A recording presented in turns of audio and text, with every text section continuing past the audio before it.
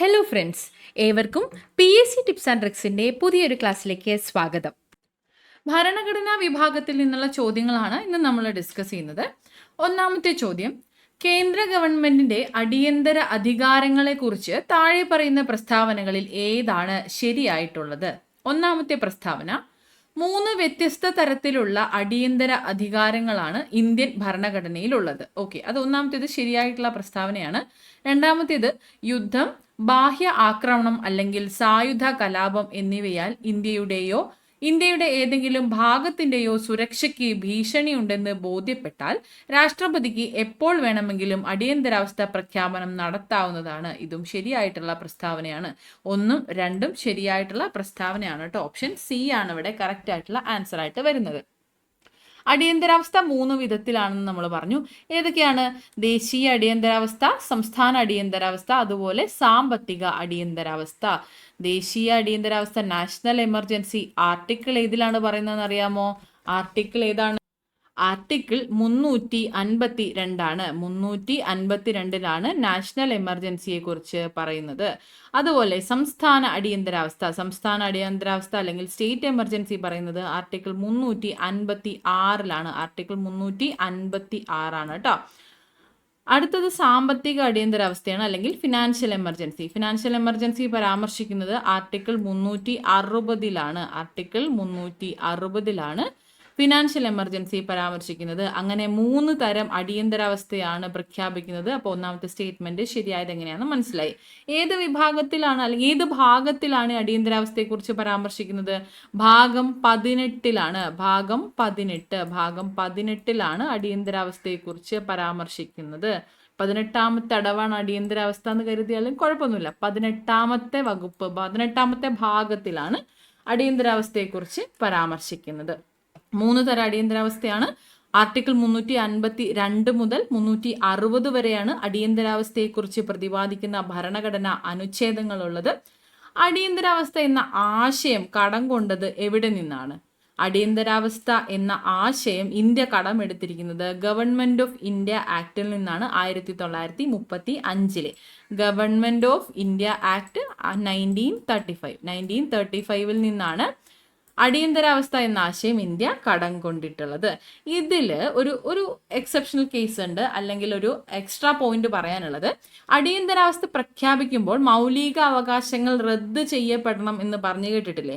ഈ ഒരു ആശയം ഇന്ത്യ കടമെടുത്തിട്ടുള്ളത് ജർമ്മനിയിൽ നിന്നാട്ടോ. വെയ്മർ കോൺസ്റ്റിറ്റ്യൂഷൻ എന്ന് കേട്ടിട്ടില്ലേ? ജർമ്മനിയിൽ നിന്നാണ് ഈ ഒരു ആശയം എടുത്തത്. അടിയന്തരാവസ്ഥയുടെ ആ ഒരു ആശയം കടമെടുത്തിട്ടുള്ളത് government of India act of 1935 നിന്നാണെങ്കിലും അടിയന്തരാവസ്ഥ പ്രഖ്യാപിക്കുമ്പോൾ മൗലിക അവകാശങ്ങൾ റദ്ദ് ചെയ്യപ്പെടണമെന്ന ആശയം ഇന്ത്യ കടമെടുത്തിട്ടുള്ളത് ജർമ്മനിയിൽ നിന്നാണ്. വെയ്മർ കോൺസ്റ്റിറ്റ്യൂഷനിൽ നിന്നാണ് അടിയന്തരാവസ്ഥ പ്രഖ്യാപിക്കുമ്പോൾ മൗലിക അവകാശങ്ങൾ റദ്ദ് ചെയ്യപ്പെടണം എന്ന ആശയം കടമെടുത്തിട്ടുള്ളത്. ഓക്കെ, ഇനി കേരളത്തിൽ എത്ര തവണ അടിയന്തരാവസ്ഥ പ്രഖ്യാപിച്ചു അറിയാമോ? സംസ്ഥാന അടിയന്തരാവസ്ഥ ആർട്ടിക്കിൾ 356 പ്രകാരമുള്ളത് കേരളത്തിൽ എത്ര തവണ വന്നിട്ടുണ്ട്? കേരളത്തിൽ 7 തവണയാണ് കേട്ടോ. കേരളത്തിൽ 7 തവണ അടിയന്തരാവസ്ഥ പ്രഖ്യാപിച്ചിട്ടുണ്ട്. ഇന്ത്യയിൽ നാഷണൽ എമർജൻസി അല്ലെങ്കിൽ ദേശീയ അടിയന്തരാവസ്ഥ 3 തവണയാണ് പ്രഖ്യാപിച്ചിട്ടുള്ളത്. 3 തവണ ദേശീയ അടിയന്തരാവസ്ഥയും കേരളത്തിലെ സംസ്ഥാന അടിയന്തരാവസ്ഥ 7 തവണയുമാണ് പ്രഖ്യാപിച്ചിട്ടുള്ളത്. ഓക്കെ, അടുത്ത, ഇന്ത്യൻ ഭരണഘടനയുടെ ഏത് ഷെഡ്യൂളിലാണ് യൂണിയനും സംസ്ഥാനങ്ങളും തമ്മിലുള്ള അധികാര വിഭജനത്തെക്കുറിച്ച് പ്രതിപാദിക്കുന്നത്? നമുക്ക് മൊത്തം 12 ഷെഡ്യൂളാണ് വരുന്നത്. അതിൽ യൂണിയനും സംസ്ഥാനങ്ങളും തമ്മിലുള്ള അധികാര വിഭജനത്തെക്കുറിച്ച് പ്രതിപാദിക്കുന്നത് ഷെഡ്യൂൾ 7ലാണ്. 7ാം പട്ടികയിലാണ് ലിസ്റ്റുകളെ കുറിച്ച് പ്രതിപാദിക്കുന്നത്. അതിൽ കേന്ദ്രത്തിനും സംസ്ഥാനങ്ങൾക്കുമിടയിൽ നിയമനിർമ്മാണ വിഷയങ്ങളുടെ 3 തലത്തിലുള്ള വിതരണത്തെക്കുറിച്ച് പ്രതിപാദിക്കുന്നു. 1 യൂണിയൻ ലിസ്റ്റ് എന്നും, 2 സ്റ്റേറ്റ് ലിസ്റ്റ്, 3 കൺകറന്റ് ലിസ്റ്റ് എന്നും. അപ്പോൾ ഏത് പട്ടികയിലാണ്? 7ാമത്തെ പട്ടികയിലാണ്. ആകെ നമുക്ക് 12 പട്ടികകളാണ് ഉള്ളത് എന്ന് പറഞ്ഞു. എന്നാൽ ഭരണഘടന നിലവിൽ വരുമ്പോൾ പട്ടികകൾ 8 എണ്ണമായിരുന്നു കേട്ടോ. ഭരണഘടന നിലവിൽ വരുമ്പോൾ എത്ര പട്ടികകളാണ് ഉണ്ടായിരുന്നത്? 8 പട്ടികകളാണ്. എന്നാൽ നിലവിൽ ഇപ്പോൾ 12 പട്ടികകളാണ് ഉള്ളത് എന്ന് മനസ്സിലാക്കിയിരിക്കുക. അടുത്ത ചോദ്യം, ദേശീയ മനുഷ്യാവകാശ കമ്മീഷനെ സംബന്ധിച്ച് താഴെ പറയുന്നവയിൽ ഏതാണ് അല്ലെങ്കിൽ ഏതൊക്കെയാണ് ശരിയല്ലാത്തത്? പാർലമെന്റിന്റെ നിയമപ്രകാരമാണ് NHRCയെ നിയമിച്ചിരിക്കുന്നത്. പാർലമെന്റിന്റെ നിയമപ്രകാരമാണ് നാഷണൽ ഹ്യൂമൻ റൈറ്റ്സ് കമ്മീഷനെ നിയമിച്ചിരിക്കുന്നത് എന്നത് ശരിയായിട്ടുള്ള പ്രസ്താവനയാണ്. 1993 മനുഷ്യാവകാശ സംരക്ഷണ നിയമപ്രകാരം മനുഷ്യാവകാശ സംരക്ഷണത്തിന് വേണ്ടിയാണ് ദേശീയ തലത്തിൽ NHRC രൂപം കൊണ്ടിട്ടുള്ളത്. ദേശീയ മനുഷ്യാവകാശ കമ്മീഷൻ രൂപം കൊണ്ടിട്ടുള്ളത് 1993 മനുഷ്യാവകാശ സംരക്ഷണ നിയമം. അപ്പോൾ ഇത് ഒന്നാമത്തെ സ്റ്റേറ്റ്മെന്റ് കറക്റ്റ് ആയിട്ടുണ്ട്. അപ്പോൾ എന്നാണ് മനുഷ്യാവകാശ കമ്മീഷൻ സ്ഥാപിതമായത്? 1993 ഒക്ടോബർ 12-നാണ് കേട്ടോ. ഒക്ടോബർ 12-നാണ് ദേശീയ മനുഷ്യാവകാശ കമ്മീഷൻ സ്ഥാപിതമാകുന്നത്. ഓക്കെ ആണോ? 1993 ഒക്ടോബർ 12-നാണ് ദേശീയ മനുഷ്യാവകാശ കമ്മീഷൻ സ്ഥാപിതമാകുന്നത്. അടുത്തത്, ജനങ്ങൾക്കിടയിൽ ബോധവൽക്കരണം നടത്താനുള്ള ഉത്തരവാദിത്തം കമ്മീഷനാണ്. ജനറൽ ആയിട്ടുള്ള ഒരു സ്റ്റേറ്റ്മെന്റ് ആണ്. ജനങ്ങൾക്കിടയിൽ ബോധവൽക്കരണം നടത്താനുള്ള ഉത്തരവാദിത്തം കമ്മീഷനുണ്ട്. ഇന്ത്യയിലെ ജനങ്ങളുടെ കാവൽക്കാരൻ, ഇന്ത്യയിലെ മനുഷ്യാവകാശങ്ങളുടെ കാവൽക്കാരൻ, watchdog of human rights in India എന്നറിയപ്പെടുന്നത് മനുഷ്യാവകാശ കമ്മീഷനാണ്. ജനങ്ങൾക്കിടയിൽ ബോധവൽക്കരണം നടത്താനുള്ള ഉത്തരവാദിത്തം കമ്മീഷനുണ്ട്. രണ്ടാമത്തെ സ്റ്റേറ്റ്മെന്റും ശരിയാണ് കേട്ടോ. അടുത്തത്, ദേശീയ വനിതാ കമ്മീഷൻ ചെയർപേഴ്സൺ ഒരു NHRC എക്സ് ഒഫീഷ്യോ അംഗമാണ്. NHRCയുടെ ഒരു ഘടന എന്ന് പറയുമ്പോൾ ചെയർപേഴ്സൺ 5 മറ്റ് അംഗങ്ങൾ ഉൾപ്പെടുന്നുണ്ട്. അതുകൂടാതെ 7 എക്സ് ഒഫീഷ്യോ അംഗങ്ങളുമാണ് ഉള്ളത്. ചെയർപേഴ്സൺ ഉണ്ട്, 5 അംഗങ്ങളുണ്ട്, അതുകൂടാതെ 5 എക്സ് ഒഫീഷ്യോ അംഗങ്ങളുമാണ് NHRCയുടെ ഘടന. ഇതിൽ ഓർഡർ അനുസരിച്ച് പറയുകയാണെങ്കിൽ ചെയർപേഴ്സൺ എന്ന് പറയുമ്പോൾ സുപ്രീം കോടതി ചീഫ് ജസ്റ്റിസോ അല്ലെങ്കിൽ സുപ്രീം കോടതിയുടെ ജഡ്ജിയോ ആയിരിക്കണം. CJI സുപ്രീം കോടതിയുടെ ചീഫ് ജസ്റ്റിസോ അല്ലെങ്കിൽ സുപ്രീം കോടതി ജഡ്ജിയോ ആയിരിക്കണം ആര്? ചെയർപേഴ്സൺ. ഇനി മറ്റംഗങ്ങൾ നോക്കുകയാണെങ്കിൽ ഒന്നാമത്തെ അംഗം സുപ്രീം കോടതി ജഡ്ജി അല്ലെങ്കിൽ മുൻ സുപ്രീം കോടതി ജഡ്ജി ആയിരുന്ന ഒരു അംഗം. സുപ്രീം കോടതി ജഡ്ജി ലെവലിൽ തന്നെ ആയിരിക്കണം അംഗങ്ങളിൽ ഒരാൾ. സുപ്രീം കോടതി ജഡ്ജി അല്ലെങ്കിൽ മുൻ സുപ്രീം കോടതി ജഡ്ജി ആയിരുന്ന ഒരു അംഗമാണ് ഒന്നാമത്തെ ആള്. രണ്ടാമത്തെ ആള് ഹൈക്കോടതി ചീഫ് ജസ്റ്റിസ് അല്ലെങ്കിൽ മുൻ ഹൈക്കോടതി ചീഫ് ജസ്റ്റിസ് ആയിരുന്ന ഒരു അംഗമായിരിക്കും. ഹൈക്കോടതി ചീഫ് ജസ്റ്റിസ് അല്ലെങ്കിൽ മുൻ ഹൈക്കോടതി ചീഫ് ജസ്റ്റിസ് ആയിരുന്ന ഒരു അംഗമാണ് രണ്ടാമത്തെ മെമ്പർ. അടുത്തത്, മനുഷ്യാവകാശങ്ങളെ സംബന്ധിച്ചുള്ള കാര്യങ്ങളിൽ പ്രായോഗിക പരിജ്ഞാനമുള്ള 3 അംഗങ്ങൾ. ഇത് തീരുമാനിച്ചിട്ടുള്ളത് 2019 അമെൻമെന്റ് പ്രകാരമാണ് കേട്ടോ. 2019 അമെൻമെന്റ് പ്രകാരം, ഭേദഗതി പ്രകാരമാണ് ഈ ഒരു തീരുമാനം വന്നിട്ടുള്ളത്. അതിൽ പ്രകാരം മനുഷ്യാവകാശങ്ങളെ സംബന്ധിച്ച കാര്യങ്ങളിൽ പ്രായോഗിക പരിജ്ഞാനമുള്ള 3 അംഗങ്ങളും കൂടി അംഗങ്ങളായിട്ട് NHRCയിൽ ഉണ്ടാവും. അപ്പോൾ ആ പറഞ്ഞ 3 അംഗങ്ങളിൽ ഒരാൾ വനിതയായിരിക്കണം എന്നൊരു നിർബന്ധം പറഞ്ഞിട്ടുണ്ട്. ഒരാളെങ്കിലും വനിതയായിരിക്കണം എന്നൊരു നിബന്ധന കൂടി വെച്ചിട്ടുണ്ട് കേട്ടോ. അപ്പോൾ അംഗങ്ങൾ നമ്മൾ എത്ര പേര് പറഞ്ഞു? 5 പേര് പറഞ്ഞു. ഒരാൾ സുപ്രീം കോടതി ജഡ്ജി അല്ലെങ്കിൽ മുൻ സുപ്രീം കോടതി ജഡ്ജി ആയിരുന്ന അംഗമായിരിക്കണം. രണ്ടാമത്തെ ആള് ഹൈക്കോടതി ചീഫ് ജസ്റ്റിസ് അല്ലെങ്കിൽ മുൻ ഹൈക്കോടതി ചീഫ് ജസ്റ്റിസ് ആയിരുന്ന അംഗമായിരിക്കണം. പിന്നീടുള്ള 3 പേർ മനുഷ്യാവകാശങ്ങളെ സംബന്ധിച്ച കാര്യങ്ങളിൽ പ്രായോഗിക പരിജ്ഞാനമുള്ള 3 അംഗങ്ങളായിരിക്കണം. അവരിൽ ഒരാൾ ആരായിരിക്കണം? വനിതയായിരിക്കണം. ഓക്കെ ആണോ? 5 മെമ്പേഴ്സിനെ പഠിച്ചു, ചെയർപേഴ്സണെയും പഠിച്ചു. ഇനി എക്സ് ഒഫീഷ്യോ മെമ്പേഴ്സ് ആണ്. 7 എക്സ് ഒഫീഷ്യോ മെമ്പേഴ്സ് ആണ് NHRCയിൽ ഉള്ളത്. ഒന്നാമത്തെ ആള് ദേശീയ പട്ടികജാതി കമ്മീഷന്റെ ചെയർപേഴ്സൺ ആണ്. അടുത്തയാള് ദേശീയ പട്ടികവർഗ കമ്മീഷന്റെ ചെയർപേഴ്സൺ ആണ്. അടുത്തയാള് ദേശീയ ന്യൂനപക്ഷ കമ്മീഷന്റെ ചെയർപേഴ്സൺ ആണ്. മൈനോറിറ്റിയുടെ ചെയർപേഴ്സൺ ആണ്. ദേശീയ ന്യൂനപക്ഷ കമ്മീഷന്റെ ചെയർപേഴ്സൺ ആണ് മൂന്നാമത്തെ എക്സ് ഒഫീഷ്യോ മെമ്പർ എന്ന് പറയുന്നത്. നാലാമത്തെ ആള് പിന്നോക്ക വിഭാഗ കമ്മീഷന്റെ ചെയർപേഴ്സൺ ആണ്. പിന്നോക്ക വിഭാഗ ചെയർപേഴ്സൺ, സോഷ്യലി ബാക്ക്വേർഡ് ആയിട്ടുള്ളവരുടെ കമ്മീഷന്റെ ചെയർപേഴ്സൺ ആണ് നാലാമത്തെ എക്സ് ഒഫീഷ്യോ മെമ്പർ. അഞ്ചാമതായിട്ട് വരുന്നത് ദേശീയ വനിതാ കമ്മീഷന്റെ ചെയർപേഴ്സൺ ആണ്. അഞ്ചാമത്തെ എക്സ് ഒഫീഷ്യോ ചെയർപേഴ്സൺ. അടുത്ത എക്സ് ഒഫീഷ്യോ മെമ്പർ NCPCRന്റെ ചെയർപേഴ്സൺ ആണ്. National commission for protection of child rights, NCPCR. NCPCRന്റെ ചെയർപേഴ്സൺ ആണ് അടുത്ത എക്സ് ഒഫീഷ്യോ മെമ്പർ. അപ്പോൾ ഇത് ഓർഡറിൽ പഠിക്കണം എന്ന് നിർബന്ധമൊന്നുമില്ല, നമ്മൾ അറിഞ്ഞിരുന്നാൽ മതി. ലാസ്റ്റ് മെമ്പർ എന്നത് chief commissioner for persons with disabilities ആണ്. Chief commissioner for persons with disabilities. Okay, അപ്പോൾ ഇത്രയും പേരാണ് NHRCയുടെ എക്സ് ഒഫീഷ്യോ മെമ്പേഴ്സ്. ആരൊക്കെയാണ്? ദേശീയ പട്ടികജാതി കമ്മീഷൻ ചെയർപേഴ്സൺ, ദേശീയ പട്ടികവർഗ കമ്മീഷൻ ചെയർപേഴ്സൺ, ദേശീയ ന്യൂനപക്ഷ കമ്മീഷൻ ചെയർപേഴ്സൺ, ദേശീയ പിന്നോക്ക വിഭാഗ കമ്മീഷൻ ചെയർപേഴ്സൺ, ദേശീയ വനിതാ കമ്മീഷൻ ചെയർപേഴ്സൺ. ഇതൊരു സെറ്റായിട്ട് പഠിക്കുക. അതിനുശേഷം NCPCRന്റെ ചെയർപേഴ്സണും അതുപോലെ chief commissioner for persons with disabilities. Okay, അപ്പോൾ ഇതാകുമ്പോൾ നമുക്കൊരു കോമ്പിനേഷനിൽ ഓർത്തിരിക്കാനായിട്ട് പറ്റും തോന്നുന്നു. എല്ലാം ദേശീയ പട്ടികജാതി കമ്മീഷൻ, ദേശീയ പട്ടികവർഗ കമ്മീഷൻ, ദേശീയ ന്യൂനപക്ഷ കമ്മീഷൻ, ദേശീയ പിന്നോക്ക വിഭാഗ കമ്മീഷൻ ചെയർപേഴ്സൺ, ദേശീയ വനിതാ കമ്മീഷൻ ഒരു സെറ്റായി. അടുത്തത് NCPCRന്റെ ചെയർപേഴ്സൺ, പേഴ്സൺസ് വിത്ത് ഡിസബിലിറ്റീസ് കമ്മീഷന്റെ chairperson. Okay, chief commissioner for persons with disabilities, അതാണ് ഏഴാമത്തേത്. ഓക്കെ, അപ്പോൾ 7 എക്സ് ഒഫീഷ്യോ മെമ്പേഴ്സ് ഉണ്ടെന്ന് പഠിച്ചു. ഇതിനകത്ത് വിമൻ കമ്മീഷനിലെ വനിതാ കമ്മീഷനിലെ ചെയർപേഴ്സൺ എക്സ് ഒഫീഷ്യോ അംഗമാണ് എന്ന് നമ്മൾ പഠിച്ചു. നമ്മളോട് ചോദിച്ചിരിക്കുന്ന സ്റ്റേറ്റ്മെന്റ് എന്താണ്?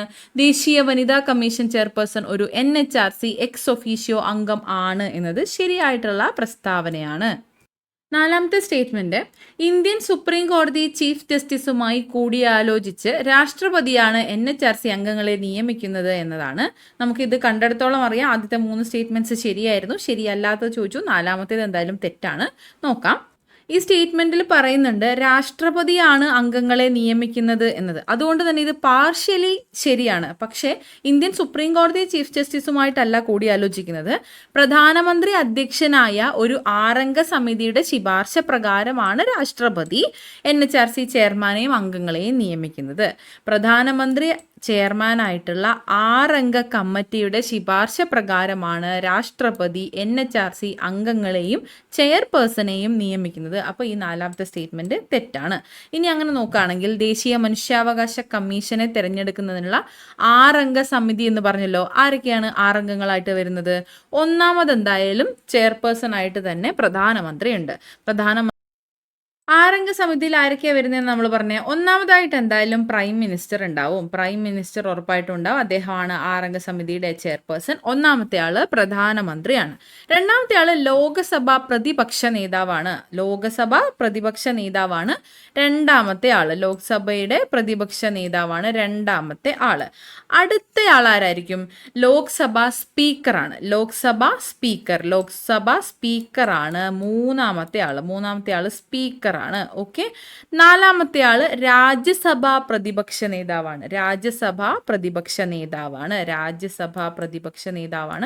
നാലാമത്തെ ആള്. അപ്പൊ നമുക്ക് അവിടെ ഒരു നേതാവ് വേണ്ടേ? രാജ്യസഭയുടെ അധ്യക്ഷൻ വരുമോ? രാജ്യസഭയുടെ അധ്യക്ഷൻ ആരാണ്? ഉപരാഷ്ട്രപതി അല്ലേ? അപ്പൊ അദ്ദേഹം വരുമോ? ഇല്ല. അപ്പൊ രാജ്യസഭയുടെ അധ്യക്ഷന് പകരം നമ്മൾ രാജ്യസഭയുടെ അധ്യക്ഷനല്ല, അവിടെ നമുക്ക് വരുന്നത് രാജ്യസഭയുടെ ഉപാധ്യക്ഷനാണ് വരുന്നത്. രാജ്യസഭയുടെ ഉപാധ്യക്ഷൻ വരുന്നു. അടുത്തതാരാണ്? കേന്ദ്ര ആഭ്യന്തരമന്ത്രിയാണ്. ആഭ്യന്തരമന്ത്രിയാണ് ലാസ്റ്റ് ആയിട്ട് വരുന്നത്. ഓക്കെ, അപ്പോൾ എത്ര പേരാണ് വന്നത്? 6ാമത്തെ ആളായിട്ടുണ്ട്. കേന്ദ്ര ആഭ്യന്തരമന്ത്രിയാണ് വരുന്നത്. ഓക്കെ, അപ്പോൾ 6 പേര് വന്നു നമ്മൾ പറഞ്ഞു. ആരൊക്കെയാണ്? പ്രധാനമന്ത്രി ഉണ്ട്, ലോകസഭാ പ്രതിപക്ഷ നേതാവുണ്ട്, സ്പീക്കർ ഉണ്ട്, ലോക്സഭ സ്പീക്കർ ഉണ്ട്, രാജ്യസഭാ പ്രതിപക്ഷ നേതാവ്, രാജ്യസഭ ഉപാധ്യക്ഷനാണ് കേട്ടോ. രാജ്യസഭ അധ്യക്ഷനല്ല, രാജ്യസഭ ഉപാധ്യക്ഷനാണ്. അതിനുശേഷം കേന്ദ്ര ആഭ്യന്തരമന്ത്രിയുമാണ് വരുന്നത്. ഓക്കെ, കേന്ദ്ര ആഭ്യന്തരമന്ത്രി. അപ്പൊ 6 പേരാണ് ഈ ഒരു ദേശീയ മനുഷ്യാവകാശ കമ്മീഷനെ തിരഞ്ഞെടുക്കുന്നതിനുള്ള കമ്മിറ്റിയിലെ അംഗങ്ങളായിട്ടുള്ളത്. അപ്പൊ ഇവരെ കണക്റ്റഡ് ആയിട്ട് പഠിച്ചു വെക്കുക കേട്ടോ. അപ്പൊ നമ്മുടെ ആൻസർ എന്താണ്? 4 മാത്രം എന്നതാണ്. ഓക്കെ, 4ാമത്തേത് മാത്രമാണ് തെറ്റ്. അപ്പൊ എന്തുകൊണ്ട് തെറ്റിയെന്ന് നമ്മൾ മനസ്സിലാക്കി. അടുത്ത ചോദ്യം, ഏത് ഭരണഘടനാ ഭേദഗതിയിലൂടെയാണ് മതേതരത്വം എന്ന വാക്ക് ആമുഖത്തിൽ ഉൾപ്പെടുത്തിയിരിക്കുന്നത്? 1976 42ാം ഭരണഘടനാ ഭേദഗതിയിലൂടെയാണ് മതേതരത്വം എന്ന വാക്ക് ആമുഖത്തിൽ ഉൾപ്പെടുത്തിയത്. 1976 42ാം ഭരണഘടനാ ഭേദഗതിയിലൂടെയാണ് മതേതരത്വം എന്ന വാക്ക് ആമുഖത്തിൽ ഉൾപ്പെടുത്തിയിരിക്കുന്നത്. അടുത്തത്, ഇന്ത്യൻ ഭരണഘടനയിലെ സോഷ്യലിസം എന്ന പദം സൂചിപ്പിക്കുന്നത് എന്താണ്? സോഷ്യലിസം എന്ന പദം ഇന്ത്യൻ ഭരണഘടനയിലേക്ക് ചേർത്തതും ഇതേ ഭേദഗതിയിലൂടെയാണ് കേട്ടോ. 42ാം ഭേദഗതിയിലൂടെയാണ്. 1976 42ാം ഭരണഘടനാ ഭേദഗതിയിലൂടെയാണ് സോഷ്യലിസം എന്ന പദം ഭരണഘടനയിലേക്ക് കൂട്ടിച്ചേർത്തത്. അതിനു മുൻപ് തന്നെ നിർദ്ദേശക തത്വത്തിൽ ഈ ഒരു ആശയം പറഞ്ഞിട്ടുണ്ടായിരുന്നു. പക്ഷെ ഭരണഘടനയിലേക്ക് കൂട്ടിച്ചേർത്തത് 42ാം ഭരണഘടനാ ഭേദഗതിയിലൂടെയാണെന്ന് അറിഞ്ഞിരിക്കാം. ഇനി ആ ഒരു പദം കൊണ്ട് ഉദ്ദേശിക്കുന്നത് എന്താണെന്ന് നോക്കാം. ഒന്നാമത്തേത്, എല്ലാ ഉൽപാദന മാർഗങ്ങളുടെയും ദേശസാൽക്കരണം, സ്വകാര്യ സ്വത്ത് നിർത്തലാക്കൽ. സ്വകാര്യ സ്വത്ത് നിർത്തലാക്കൽ എന്നത് ഇന്ത്യയിലുണ്ടോ ഇപ്പോ? ഇല്ല, അത്തരത്തിലുള്ള ഒരു ആശയമല്ല ഇന്ത്യയിൽ പറഞ്ഞിട്ടുള്ളത്. സോഷ്യലിസം എന്ന പദത്തെ സൂചിപ്പിക്കുന്ന ഈ ഒരു ആശയം ഇന്ത്യയിൽ പറഞ്ഞിട്ടില്ല. ഇന്ത്യൻ ഭരണഘടനയിൽ ഉദ്ദേശിച്ചിരിക്കുന്ന സോഷ്യലിസം എന്ന പദത്തിന്റെ അർത്ഥം എന്തായാലും ഒന്നാമത്തെ സ്റ്റേറ്റ്മെന്റ് അല്ല. എല്ലാ ഉൽപാദന മാർഗങ്ങളുടെയും ദേശസാൽക്കരണവും സ്വകാര്യ സ്വത്ത് നിർത്തലാക്കൽ എന്നത് കമ്മ്യൂണിസ്റ്റ് സോഷ്യലിസമാണ്. കമ്മ്യൂണിസ്റ്റ് സോഷ്യലിസത്തെ മുഴുവൻ ഉൽപാദനോപാധികളുടെ ദേശസാൽക്കരണവും സ്വകാര്യ സ്വത്ത് നിർത്തലാക്കൽ എന്നതും പറഞ്ഞിട്ടുള്ളത് കമ്മ്യൂണിസ്റ്റ് സോഷ്യലിസമാണ്. എന്നാൽ ഇന്ത്യയിൽ നിലവിലുള്ളത് ജനാധിപത്യമാണ്, ഡെമോക്രസിയാണ്, ജനാധിപത്യ സോഷ്യലിസമാണ്. ഇന്ത്യയിൽ നിലവിലുള്ളത് കമ്മ്യൂണിസ്റ്റ് സോഷ്യലിസം അല്ല. അതുകൊണ്ട് തന്നെ ഒന്നാമത്തേത് തെറ്റാണ്. ജനാധിപത്യ സോഷ്യലിസമാണ് ഇന്ത്യയിൽ നിലവിലുള്ളത്. രണ്ടാമത്തേത്, സമ്പദ് വ്യവസ്ഥയുടെ പ്രധാന മേഖലകളെ മാത്രം ദേശസാൽക്കരിക്കുകയും സ്വകാര്യ സ്വത്ത് വിനിയോഗിക്കുന്നതിന് ചില നിയന്ത്രണങ്ങൾ ഏർപ്പെടുത്തുകയും ചെയ്യുക. ഇതാണ് ജനാധിപത്യ സോഷ്യലിസത്തിന്റെ അർത്ഥമായിട്ട് വരുന്നത്. പൊതു സ്വകാര്യ മേഖലകൾ ഒരുപോലെ നിലനിൽക്കുന്ന ഒരു മിശ്ര സമ്പദ് വ്യവസ്ഥയാണ് ഇന്ത്യ പിന്തുടരുന്നത്. അതില് സ്വകാര്യ സ്വത്തുക്കൾ വിനിയോഗിക്കുന്നതിനുള്ള നിയന്ത്രണങ്ങൾ ഏർപ്പെടുത്തിക്കൊണ്ടാണ് മുന്നോട്ട് പോകുന്നത്. അപ്പൊ രണ്ടാമത്തെ സ്റ്റേറ്റ്മെന്റ് ശരിയാണ്. സമ്പദ് വ്യവസ്ഥയുടെ പ്രധാന മേഖലകളെ മാത്രം ദേശസാൽക്കരിക്കുകയും സ്വകാര്യ സ്വത്തുക്കൾ ഉപയോഗിക്കുന്നതിൽ ചില നിയന്ത്രണങ്ങൾ ഏർപ്പെടുത്തുകയും ചെയ്യുന്നു. ഇതാണ് ഇവിടെ ഇന്ത്യയിൽ ഉപയോഗിക്കുന്നത്. അപ്പൊ രണ്ടാമത്തെ സ്റ്റേറ്റ്മെന്റ് മാത്രമാണ് ശരി. ഓപ്ഷൻ ബി ആണ് കറക്റ്റ് ആയിട്ടുള്ള ആൻസർ. അഖിലേന്ത്യാ സർവീസുകളിലേക്കുള്ള റിക്രൂട്ട്മെന്റ് നടത്തുന്നത് ഏത് ഏജൻസിയാണ്? UPSC ആണ്. യൂണിയൻ പബ്ലിക് സർവീസ് കമ്മീഷൻ ആണ് അഖിലേന്ത്യാ സർവീസുകളിലേക്കുള്ള റിക്രൂട്ട്മെന്റ് നടത്തുന്നത്. UPSCയെ പറ്റി ഭരണഘടനയിൽ പ്രതിപാദിക്കുന്ന ഭാഗം ഏതാണ്? UPSCയെ പറ്റി ഭരണഘടനയിൽ പ്രതിപാദിക്കുന്നത് ഭാഗം 14 ഭാഗം 14ലാണ് UPSCയെ പറ്റി പ്രതിപാദിക്കുന്നത്. UPSCയെ പറ്റി പ്രതിപാദിക്കുന്ന ഭരണഘടനാ ഭാഗം 14 ഭാഗം 14 UPSCയെ പറ്റി പ്രതിപാദിക്കുന്ന ഭരണഘടന അനുച്ഛേദം ഏതാണ്? അനുച്ഛേദം 315 മുതൽ 23 വരെയാണ്. അനുച്ഛേദം 313 മുതൽ 23 വരെ UPSCയെ പറ്റി ഭരണഘടനയിൽ പ്രതിപാദിക്കുന്നു. UPSCയെ പറ്റി പ്രതിപാദിക്കുന്ന ഭരണഘടനാ അനുച്ഛേദം 315 മുതൽ 323 വരെയാണ്. UPSCയെ പറ്റി പ്രതിപാദിക്കുന്ന ഭരണഘടനാ ഭാഗമാണ് ഭാഗം 14. UPSC ചെയർമാനെയും അംഗങ്ങളെയും നിയമിക്കുന്നത് ആരാണ്? UPSC ചെയർമാനെയും അംഗങ്ങളെയും നിയമിക്കുന്നത് പ്രസിഡന്റ് ആണ്. UPSC അംഗങ്ങളെയും ചെയർമാനെയും നിയമിക്കുന്നത് പ്രസിഡന്റ് ആണ്. ഇന്ത്യയിലെ രാഷ്ട്രീയ പാർട്ടികൾക്ക് ആരാണ് അംഗീകാരം നൽകുന്നത്? ഇന്ത്യൻ തെരഞ്ഞെടുപ്പ് കമ്മീഷനാണ്. ഇന്ത്യയിലെ രാഷ്ട്രീയ പാർട്ടികൾക്ക് അംഗീകാരം നൽകുന്നത്. ഇന്ത്യൻ തെരഞ്ഞെടുപ്പ് കമ്മീഷനെ പറ്റി പ്രതിപാദിക്കുന്ന ഭാഗം 15 ഭാഗം 15 ഇന്ത്യൻ തിരഞ്ഞെടുപ്പ് കമ്മീഷനെ പറ്റി പ്രതിപാദിക്കുന്ന ഭരണഘടനാ ഭാഗം 15. ഏത് അനുച്ഛേദത്തിലാണ് തിരഞ്ഞെടുപ്പ് കമ്മീഷനെ പറ്റി പറയുന്നത്? അനുച്ഛേദം 324 മുതൽ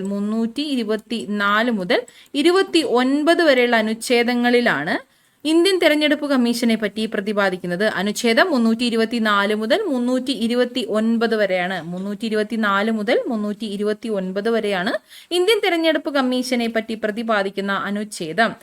ഈ ഒരു തിരഞ്ഞെടുപ്പ് കമ്മീഷൻ, കേന്ദ്ര തിരഞ്ഞെടുപ്പ് കമ്മീഷൻ നിലവിൽ വന്നത് എന്നാണ്? കേന്ദ്ര തിരഞ്ഞെടുപ്പ് കമ്മീഷൻ നിലവിൽ വന്നത് 1950 ജനുവരി 25 ജനുവരി 25. അതുകൊണ്ടാണ് എന്ത് ജനുവരി 25 വോട്ട് അവകാശ ദിനമായി അറിയപ്പെടുന്നത്. ജനുവരി 25 നാഷണൽ വോട്ടേഴ്സ് ഡേ ആണ്. എന്തുകൊണ്ട്? 1950 ജനുവരി 25 കേന്ദ്ര തെരഞ്ഞെടുപ്പ് കമ്മീഷൻ നിലവിൽ വന്നത്. കേന്ദ്ര തെരഞ്ഞെടുപ്പ് കമ്മീഷന്റെ ആസ്ഥാനം നിർവാചൻ സദനാണ്. ന്യൂഡൽഹി. നിർവാചൻ സദനാണ് കേന്ദ്ര തെരഞ്ഞെടുപ്പ് കമ്മീഷന്റെ ആസ്ഥാനം. തെരഞ്ഞെടുപ്പ് കമ്മീഷന്റെ ആസ്ഥാനം ഏതാണ്? നിർവാചൻ സദനാണ്, ന്യൂഡൽഹി. നിർവാചൻ സദൻ, ന്യൂഡൽഹി. ഓക്കെ, അപ്പോൾ ആൻസർ എന്താണ്? ഇന്ത്യയിലെ രാഷ്ട്രീയ പാർട്ടികൾക്ക് അംഗീകാരം നൽകുന്നത് ഇന്ത്യൻ തിരഞ്ഞെടുപ്പ് കമ്മീഷനാണ്. ഒരു പൊതു ഉദ്യോഗസ്ഥൻ തന്റെ ചുമതലകൾ നിർവഹിക്കാൻ വിസമ്മതിക്കുമ്പോൾ സുപ്രീം കോടതിയോ ഹൈക്കോടതിയോ പുറപ്പെടുവിക്കുന്ന കമാൻഡ് ഏതാണ്? 5 റിട്ടുകളാണ് നമ്മൾ പ്രധാനമായിട്ടും പഠിക്കുന്നത്. അതിൽ ഏത് റിട്ടാണ് എന്നാണ് ചോദിച്ചിട്ടുള്ളത്.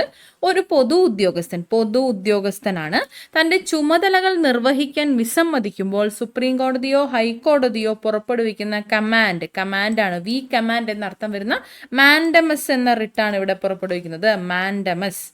മൗലിക അവകാശ ലംഘനങ്ങൾ നടക്കുമ്പോൾ അവയുടെ സംരക്ഷണത്തിനായിട്ട് സുപ്രീം കോടതിയും ഹൈക്കോടതിയും പുറപ്പെടുവിക്കുന്ന ഉത്തരവുകളാണ് റിട്ടുകൾ എന്ന് നമുക്കറിയാം. റിട്ടുകൾ 5 തരമാണെന്ന് നമ്മൾ പഠിച്ചിട്ടുണ്ട്. 5 തരം റിട്ടുകളുണ്ട്.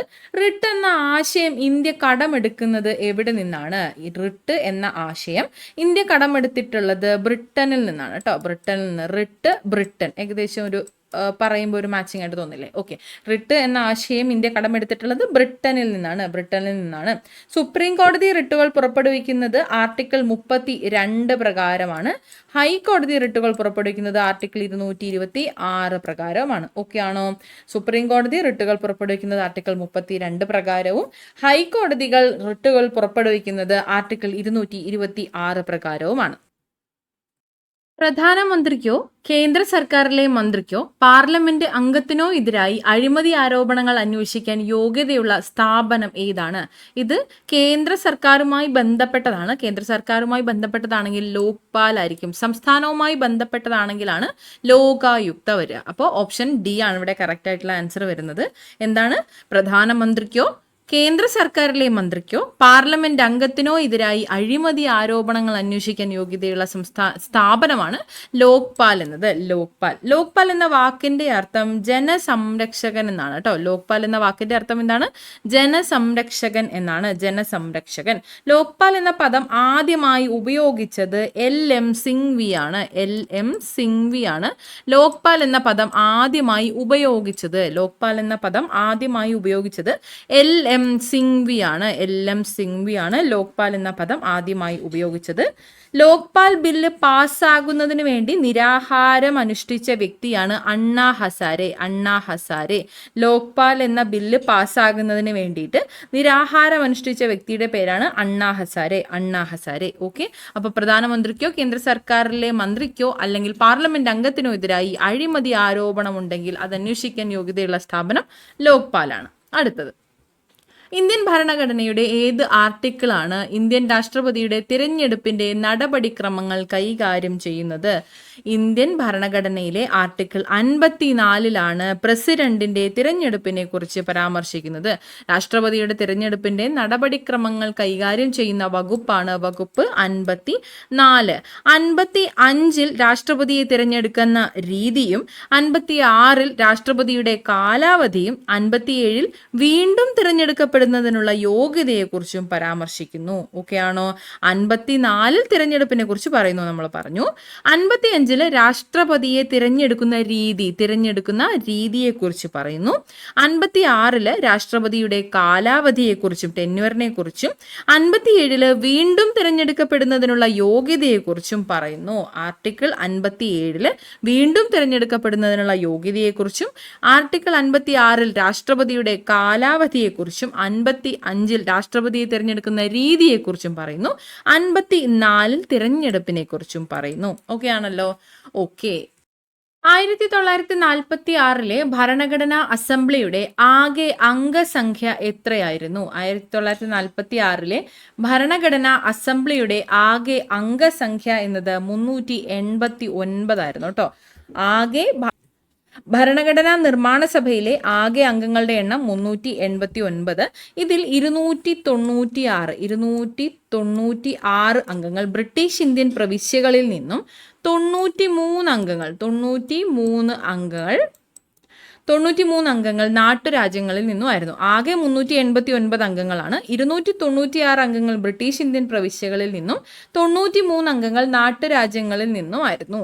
ഓക്കെ, ഇന്ത്യ വിഭജന ഈ 296 അംഗങ്ങളിലെ 292 പേർ 11 ഗവർണർമാരുടെ പ്രവിശ്യകളിൽ നിന്നും 4 പേർ ചീഫ് കമ്മീഷണർമാരുടെ പ്രവിശ്യകളിൽ നിന്നുമാണ്. അത് കുഴപ്പമില്ല, മനസ്സിലാക്കിയിരുന്നാൽ മതി. ആകെ ഭരണഘടനാ നിർമ്മാണ സഭയിലെ അംഗങ്ങളുടെ എണ്ണം 389 ആയിരുന്നു. അതിൽ 296 അംഗങ്ങൾ ബ്രിട്ടീഷ് ഇന്ത്യൻ പ്രവിശ്യകളിൽ നിന്നും 93 അംഗങ്ങൾ നാട്ടുരാജ്യങ്ങളിൽ നിന്നുമായിരുന്നു. ഓക്കെ ആണല്ലോ. ഭരണഘടനാ നിർമ്മാണ സഭയുടെ ആദ്യ സമ്മേളനത്തിൽ എത്ര പേര് പങ്കെടുത്തിട്ടുണ്ടായിരുന്നു അറിയോ?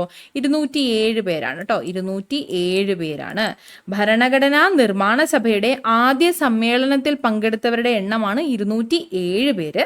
ഇതിൽ വനിതകളുടെ എണ്ണം, ഭരണഘടനാ നിർമ്മാണ സഭയുടെ ആദ്യ സമ്മേളനത്തിൽ പങ്കെടുത്ത വനിതകളുടെ എണ്ണം 9 ആണ്. 9. ആകെ അംഗങ്ങൾ 207 ആണ്. വനിതകൾ 9 പേരാണ്. 7 2 ആഡ് ചെയ്യുമ്പോൾ 9. അങ്ങനെയും ഓർത്തിരിക്കുക കേട്ടോ. ഭരണഘടനാ നിർമ്മാണ സഭയുടെ ആദ്യ സമ്മേളനത്തിൽ പങ്കെടുത്തവരുടെ എണ്ണം 207 ആണ്. അതിൽ വനിതകളുടെ എണ്ണം 9 പേരാണ് കേട്ടോ. 9 പേരാണ്.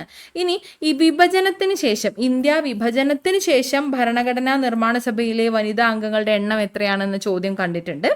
വിഭജനത്തിന് ശേഷം ഭരണഘടനാ നിർമ്മാണ സഭയിലെ വനിതകളുടെ എണ്ണം കൂടി 15 ആയിട്ടുണ്ട് കേട്ടോ. ഓക്കെ. വിഭജനത്തിന് ശേഷം ഭരണഘടനാ നിർമ്മാണ സഭയിലെ വനിതകളുടെ എണ്ണം 15 ആണ്. ഭരണഘടനാ നിർമ്മാണ സഭയുടെ ആദ്യ സമ്മേളനത്തിൽ പങ്കെടുത്ത വനിതകളുടെ എണ്ണം 9 ആണ്. ഓക്കെ ആണല്ലോ. അടുത്ത ചോദ്യം. മൗലിക അവകാശങ്ങളുടെയും നിർദ്ദേശക തത്വങ്ങളുടെയും കേസുകളുടെ ശരിയായ കാലക്രമം ഏതാണ്? കേസുകൾ തന്നിട്ടുണ്ട്. കാലക്രമമാണ് ചോദിച്ചിട്ടുള്ളത്. ഗോലഖ്നാഥ് versus state of Punjab, Kesavananda Bharati versus state of Kerala, ചെമ്പകദൊരൈരാജൻ versus state of Madras, Minerva mills limited versus government of India, union government of India എന്നതാണ് 4 കേസുകൾ. ഇതിൽ ഒന്നാമത്തേത് ചെമ്പകം ദൊരൈരാജൻ കേസാണ്. മൗലിക അവകാശങ്ങളും നിർദ്ദേശക തത്വങ്ങളും തമ്മിലുള്ള സംഘർഷവുമായി ബന്ധപ്പെട്ട ഒന്നാമത്തെ കേസാണ് ചെമ്പക ദൊരൈരാജൻ വേഴ്സസ് സ്റ്റേറ്റ് ഓഫ് മദ്രാസ് എന്നത് 1951 കേട്ടോ. 1951 ചെമ്പകം ദൊരൈരാജൻ വേഴ്സസ് സ്റ്റേറ്റ് ഓഫ് മദ്രാസ് എന്ന ഈ ഒരു കേസ്. ചെമ്പകം ദൊരൈരാജൻ കേസിലൂടെ പാർലമെന്റിന് ഭരണഘടനാ ഭേദഗതി വഴി മൗലിക അവകാശങ്ങൾ ഭേദഗതി വരുത്താമെന്ന് സുപ്രീം കോടതി പ്രഖ്യാപിച്ച കേസാണ് ചെമ്പകം ദൊരൈരാജൻ കേസ്. പാർലമെന്റിന്റെ ഭരണഘടനാ ഭേദഗതി വഴി മൗലിക അവകാശങ്ങൾക്ക് ഭേദഗതി വരുത്താം എന്ന് സുപ്രീം കോടതി ഹെൽഡ് ചെയ്തിട്ടുള്ള കേസാണ് ചെമ്പകം ദൊരൈരാജൻ കേസ്. അപ്പോൾ ഒന്നാമത്തേത് എന്തായാലും ചെമ്പകം ദൊരൈരാജൻ കേസാണ്. അടുത്തത് മൗലിക അവകാശങ്ങളും നിർദ്ദേശക തത്വങ്ങളും തമ്മിലുള്ള തർക്കങ്ങളുമായി ബന്ധപ്പെട്ട രണ്ടാമത്തെ കേസാണ് ഗോലഖ്നാഥ് വേഴ്സസ് സ്റ്റേറ്റ് ഓഫ് പഞ്ചാബ് എന്നത്. ഗോലഖ്നാഥ് വേഴ്സസ് സ്റ്റേറ്റ് ഓഫ് പഞ്ചാബ് എന്നത് രണ്ടാമത്തെ കേസാണ്. 1967 1967 ഗോലഖ്നാഥ് വേഴ്സസ് സ്റ്റേറ്റ് ഓഫ് പഞ്ചാബ് എന്ന കേസ്. ഈ ഒരു കേസിന്റെ വിധി പ്രകാരം പവിത്രമായതും അല്ലെങ്കിൽ മാറ്റങ്ങൾക്ക് വിധേയമാകാത്ത സ്വഭാവമുള്ളതുമായ മൗലിക അവകാശങ്ങളെ പാർലമെന്റിന് ലഘൂകരിക്കാനോ എടുത്തു കളയാനോ പാടില്ല എന്ന് സുപ്രീം കോടതി അഭിപ്രായപ്പെട്ടു. പവിത്രമായത് അല്ലെങ്കിൽ മാറ്റങ്ങൾക്ക് വിധേയമാവാത്ത സ്വഭാവമുള്ള മൗലിക അവകാശങ്ങളെ പാർലമെന്റിന് ലഘൂകരിക്കുന്നതിനോ അല്ലെങ്കിൽ എടുത്തു കളയുന്നതിനോ പാടില്ല എന്ന് സുപ്രീം കോടതി അഭിപ്രായപ്പെട്ട കേസാണ് ഗോലഖ്നാഥ് വേഴ്സസ് സ്റ്റേറ്റ് ഓഫ് പഞ്ചാബ് എന്നത്. അടുത്തത് മൗലികാവകാശങ്ങളും നിർദ്ദേശക തത്വങ്ങളും തമ്മിലുള്ള സംഘർഷത്തിന്റെ ഭാഗമായിട്ടുള്ള മൂന്നാമത്തെ കേസ് കേശവാനന്ദ ഭാരതി കേസാണ്. ഇപ്പോൾ ഒരുപാട് തവണ ചർച്ച ചെയ്യപ്പെട്ടിട്ടുള്ള കേസാണ് 1973 കേശവാനന്ദ ഭാരതി കേസ്. 1973 കേശവാനന്ദ ഭാരതി കേസ്. നാലാമത്തേതാണ് മിനർവ മിൽസ് കേസ്. നാലാമത്തേത് മിനർവ മിൽസ് കേസാണ്. ഇത് ഈ സംഘർഷവുമായി ബന്ധപ്പെട്ട് നമ്മൾ പഠിക്കേണ്ടതായിട്ടുള്ള മിനർവ മിൽസ് കേസ് 1980 കേട്ടോ. 1980 മിനർവ മിൽസ് കേസ് നടക്കുന്നത്. ഓക്കെ. അപ്പോൾ ഓർഡർ എങ്ങനെയാണ്? ആദ്യം ചെമ്പക ദൊരൈരാജൻ കേസാണ് 1951. രണ്ടാമതായിട്ട് Golaknath versus state of Punjab ആണ് 1967. മൂന്നാമത് Kesavananda Bharati case 1973. Minerva Mills case 1980 option D ആണ് കറക്റ്റ് ആയിട്ടുള്ള ആൻസർ. പഞ്ചായത്ത് രാജിനെ കുറിച്ചുള്ള താഴെ പറയുന്ന പ്രസ്താവനകൾ പരിഗണിക്കുക. അതിൽ ഏതാണ് തെറ്റ് എന്ന് അടയാളപ്പെടുത്തുക. ഒന്നാമത്തേത്, പഞ്ചായത്തി രാജ് സംവിധാന പ്രകാരം 1/3 സീറ്റുകൾ, 1/3 സീറ്റ് എന്നത് എല്ലാ സീറ്റുകളിൽ 1/3 ഭാഗം എല്ലാ തലങ്ങളിലും സ്ത്രീകൾക്കായി സംവരണം ചെയ്തിട്ടുണ്ട്. പഞ്ചായത്ത് രാജ് സംവിധാന പ്രകാരം 1/3 സീറ്റ് എന്നത് എല്ലാ തലങ്ങളിലും സ്ത്രീകൾക്കായി സംവരണം ചെയ്തിട്ടുണ്ട് എന്നത് ശരിയായിട്ടുള്ള പ്രസ്താവനയാണ്. പഞ്ചായത്ത് രാജ് ഭരണഘടനയുടെ 11-ാം ഷെഡ്യൂളിലാണ് ബന്ധപ്പെട്ടിരിക്കുന്നത്. 11-ാം ഷെഡ്യൂളുമായാണ് ബന്ധപ്പെട്ടിരിക്കുന്നത്. 12 എന്നാണ് കൊടുത്തിട്ടുള്ളത്, അത് തെറ്റാണ് കേട്ടോ. പഞ്ചായത്ത് രാജ് എന്നത് ഭരണഘടനയുടെ 11-ാം ഷെഡ്യൂളിലാണ് പരാമർശിച്ചിട്ടുള്ളത്. രണ്ടാമത്തെ സ്റ്റേറ്റ്മെന്റ് തെറ്റാണ്. ഗ്രാമസഭയുടെ മേൽനോട്ടത്തിലാണ് ഗ്രാമപഞ്ചായത്ത് പ്രവർത്തിക്കുന്നത്. ഗ്രാമസഭയുടെ മേൽനോട്ടത്തിലാണ് ഗ്രാമപഞ്ചായത്ത് പ്രവർത്തിച്ചു വരുന്നത് എന്നത് ശരിയായിട്ടുള്ള പ്രസ്താവനയാണ്. ഇന്ത്യയിൽ ആദ്യമായി പഞ്ചായത്ത് രാജ് സംവിധാനം നടപ്പിലാക്കിയ സംസ്ഥാനമാണ് രാജസ്ഥാൻ. ഇന്ത്യയിൽ ആദ്യമായി പഞ്ചായത്ത് രാജ് സംവിധാനം നടപ്പിലാക്കിയ സംസ്ഥാനം ഏതാണ്? രാജസ്ഥാനാണ്. രാജസ്ഥാൻ പഞ്ചായത്ത് രാജ് സംവിധാന പ്രകാരം 1/3 സീറ്റുകൾ എല്ലാ തലങ്ങളിലും സ്ത്രീകൾക്കായി സംവരണം ചെയ്തിട്ടുണ്ട്. ഗ്രാമസഭയുടെ മേൽനോട്ടത്തിലാണ് ഗ്രാമപഞ്ചായത്ത് പ്രവർത്തിക്കുന്നത്. ഇന്ത്യയിൽ ആദ്യമായി പഞ്ചായത്ത് രാജ് സംവിധാനം നടപ്പിലാക്കിയ സംസ്ഥാനം രാജസ്ഥാനാണ്.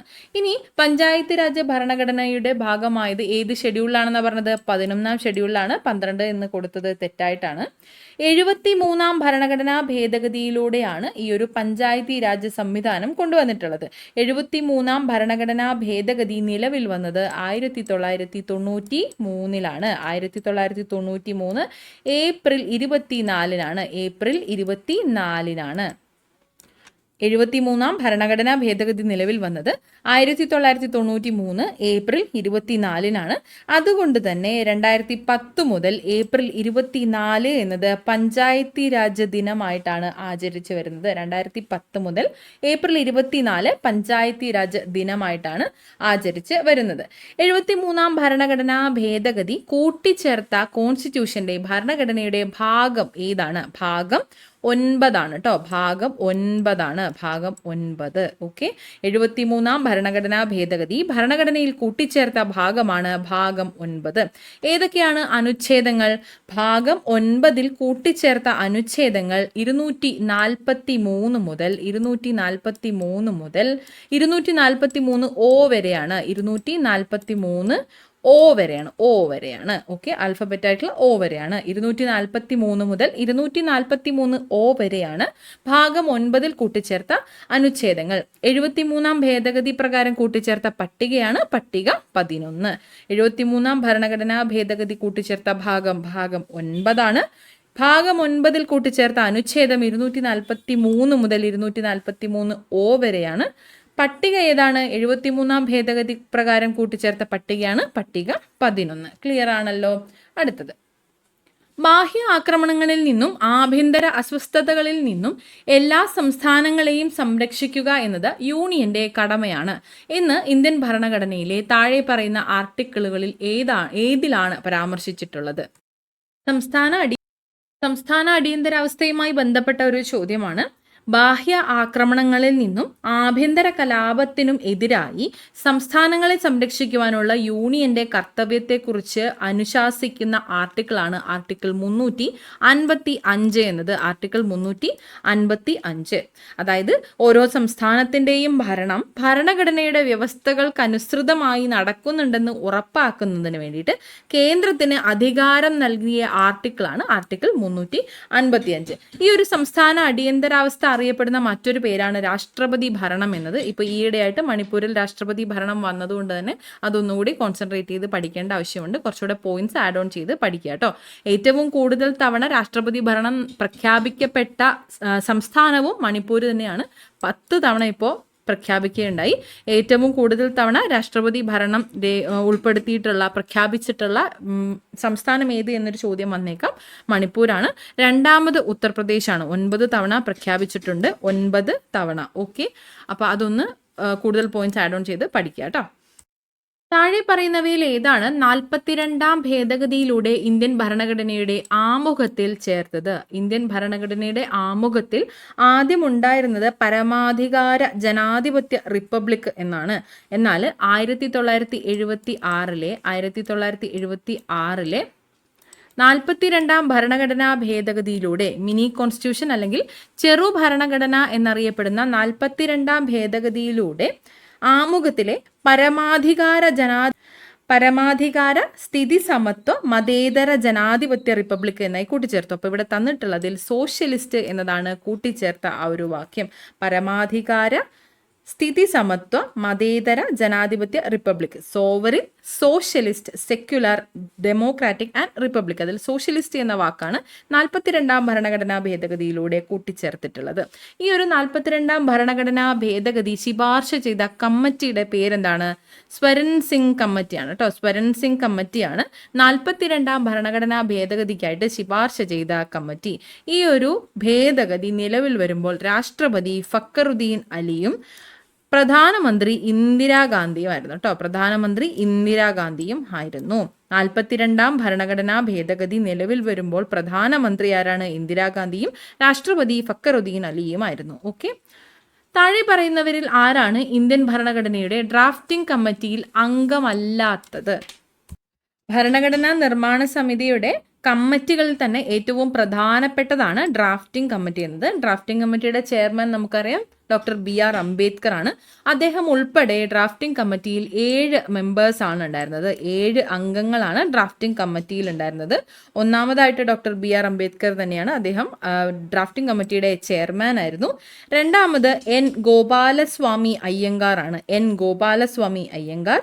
മൂന്നാമതായിട്ട് Alladi Krishnaswami Iyer, doctor KM Munshi, Syed Mohammad Saadulla, BL Mitter, DP Khaitan എന്നിവരായിരുന്നു 7 അംഗങ്ങൾ. ഇതിൽ BL മിത്തർ രാജിവെച്ചതിന് ശേഷം N മാധവറാവു കമ്മിറ്റിയിൽ അംഗമായി. അതുപോലെ DP ഖെയ്ത്താൻ അന്തരിച്ചതോടെ TT കൃഷ്ണമാചാരിയും അംഗമായിട്ട് മാറി.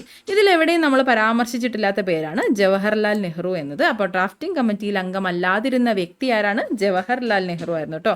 ഡ്രാഫ്റ്റിംഗ് കമ്മിറ്റിയിലെ അംഗങ്ങളുടെ പേരൊന്ന് പരിചിതമാക്കി വെക്കുന്നത് നല്ലതായിരിക്കും കേട്ടോ. എലിമിനേറ്റ് ചെയ്യാനായിട്ട് എളുപ്പമായിരിക്കും. ആരൊക്കെയാണ്?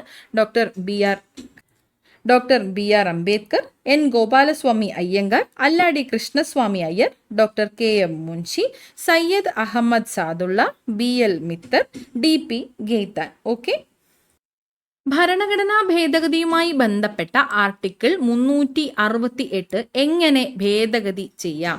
ഭരണഘടനാ ഭേദഗതിയുമായി ബന്ധപ്പെട്ട ആർട്ടിക്കിൾ ഏതാണ്? ആർട്ടിക്കിൾ 368 ആണ്. അത് എപ്രകാരം ഭേദഗതി ചെയ്യാമെന്നാണ് ചോദിച്ചിട്ടുള്ളത്. പ്രത്യേക ഭൂരിപക്ഷത്തോടെയാണ് നമുക്ക് ഭേദഗതി ചെയ്യാനായിട്ട് പറ്റുക കേട്ടോ. പ്രത്യേക ഭൂരിപക്ഷത്തോടു കൂടിയാണ് ഭരണഘടനാ ഭേദഗതിയുമായി ബന്ധപ്പെട്ട ആർട്ടിക്കിൾ 368 ഭേദഗതി ചെയ്യാനായിട്ട് പറ്റുക. ഭരണഘടനാ ഭേദഗതിയെക്കുറിച്ച് പ്രതിപാദിക്കുന്ന ഭാഗം ഏതാണ്? ഭാഗം 20 ആണ് കേട്ടോ. 20 ഭാഗം 20ലാണ് ഭരണഘടനാ ഭേദഗതിയെക്കുറിച്ച് പ്രതിപാദിക്കുന്നത്. ആർട്ടിക്കിൾ നമ്മൾ പറഞ്ഞു 368 ആണ്. ഭരണഘടനാ ഭേദഗതിയെക്കുറിച്ച് പ്രതിപാദിക്കുന്ന അനുച്ഛേദം ആർട്ടിക്കിൾ 368 ആണ്. ഈ ഒരു ആശയം, ഭരണഘടനാ ഭേദഗതി എന്ന ആശയം ഇന്ത്യ കടമെടുത്തിട്ടുള്ളത് ദക്ഷിണാഫ്രിക്കയിൽ നിന്നാണ്. ദക്ഷിണാഫ്രിക്കയിൽ നിന്നാണ് ഭരണഘടനാ ഭേദഗതി എന്ന ആശയം ഇന്ത്യ കടമെടുത്തിട്ടുള്ളത്. ഭരണഘടനാ ഭേദഗതി ചെയ്യാൻ അധികാരമുള്ളതാർക്കാണ്? പാർലമെന്റിനാണ് കേട്ടോ. പാർലമെന്റിനാണ് ഭരണഘടനാ ഭേദഗതി ചെയ്യാനായിട്ടുള്ള അധികാരമുള്ളത്. പാർലമെന്റിനാണ് ഭരണഘടനാ ഭേദഗതി ചെയ്യാനായിട്ടുള്ള അധികാരമുള്ളത്. ഇതിൽ നമ്മൾ നേരത്തെ പഠിച്ചൊരു കേസുമായി ബന്ധപ്പെട്ടൊരു പോയിന്റ് കൂടി ഉണ്ട്. ഇന്ത്യൻ ഭരണഘടനയുടെ അടിസ്ഥാന ഘടനയെ ബാധിക്കുന്ന രീതിയിൽ ഭേദഗതി നടത്തുവാൻ പാടില്ല എന്ന് സുപ്രീം കോടതി പ്രഖ്യാപിച്ച അല്ലെങ്കിൽ സുപ്രീം കോടതി ഹെൽഡ് ചെയ്തിട്ടുള്ള കേസ് ഏതാണ്? കേശവാനന്ദ ഭാരതി കേസാണ്. 1973 കേശവാനന്ദ ഭാരതി കേസിലാണ് ബേസിക് സ്ട്രക്ചർ ഡോക്ട്രിൻ എന്നൊരു ആശയം പറഞ്ഞിട്ടുള്ളത്. ഇന്ത്യൻ ഭരണഘടനയുടെ അടിസ്ഥാന ഘടനയെ ബാധിക്കുന്ന രീതിയിൽ ഭേദഗതി നടത്തുവാൻ പാടില്ല എന്ന് സുപ്രീം കോടതി പ്രഖ്യാപിച്ച, കോടതി വിധി പ്രസ്താവിച്ചിട്ടുള്ള കേസാണ് കേശവാനന്ദ ഭാരതി കേസ്. അപ്പോൾ ഭരണഘടനാ ഭേദഗതിയുമായി ബന്ധപ്പെട്ട് ആർട്ടിക്കിൾ 368 എങ്ങനെ ഭേദഗതി ചെയ്യാം? പ്രത്യേക ഭൂരിപക്ഷത്തോടു കൂടി മാത്രമേ ഭേദഗതി ചെയ്യാനായിട്ട് പാടുകയുള്ളൂ. പ്രത്യേക ഭൂരിപക്ഷം. അപ്പോൾ ഇത്രയും ചോദ്യങ്ങളാണ് ഇന്നത്തെ ക്ലാസ്സിൽ നമ്മൾ ഡിസ്കസ് ചെയ്തിട്ടുള്ളത്. എല്ലാവർക്കും ഇത് ക്ലിയറായി മനസ്സിലായി എന്ന് വിശ്വസിക്കുന്നു. എല്ലാവരും നന്നായിട്ട് പഠിക്കുക. എല്ലാവർക്കും താങ്ക് യു സോ മച്ച്.